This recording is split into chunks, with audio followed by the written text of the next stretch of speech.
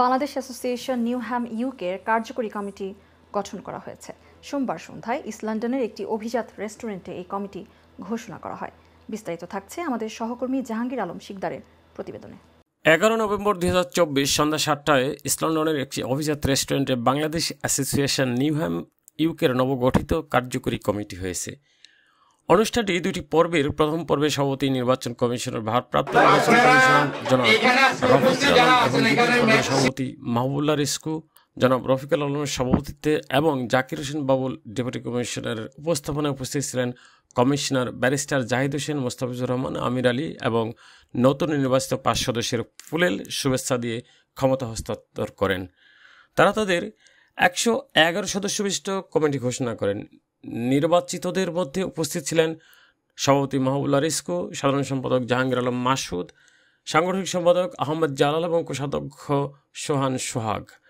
এরপর নবনির্বাচিত সভাপতি জনাব মাহবুবুল্লাহ রিস্কুর সভাপতিত্বে এবং সাধারণ সম্পাদক জাহাঙ্গীর আলম মাসুদের সঞ্চালনায় কোরআন থেকে তেলাওয়াতের মাধ্যমে অনুষ্ঠান শুরু হয়।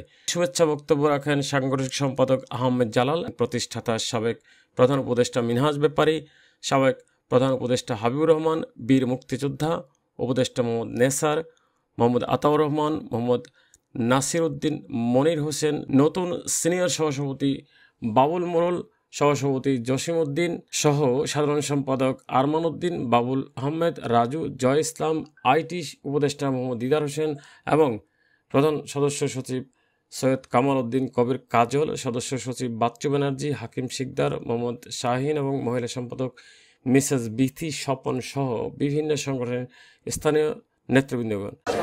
আসসালামু আলাইকুম। আমি প্রথমে ধন্যবাদ জানাই বাংলাদেশ নিয়ম অ্যাসোসিয়েশনের নির্বাচন কমিশনকে, যাদের অক্লান্ত পরিশ্রমে আমি ভোটের মাধ্যমে নির্বাচিত হয়েছি। যারা ভোট দিয়েছেন আমাকে, তাদেরকে কৃতজ্ঞতা সহকারে ধন্যবাদ জানাই। আসসালামু আলাইকুম। আমি জাহাঙ্গীর আলম মাসুদ, বাংলাদেশ নিয়ম অ্যাসোসিয়েশনের নবনির্বাচিত সাধারণ সম্পাদক।